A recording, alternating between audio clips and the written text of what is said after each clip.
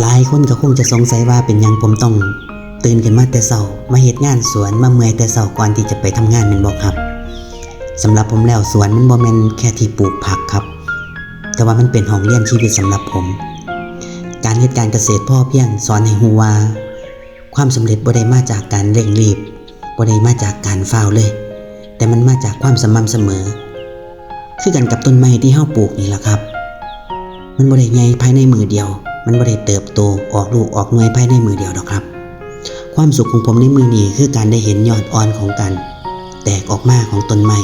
การได้เห็นลูกป่าที่มันเกิดขึ้นมาใหม่เห็นพัฒนาการของดอกบักม่วงดอกบักมี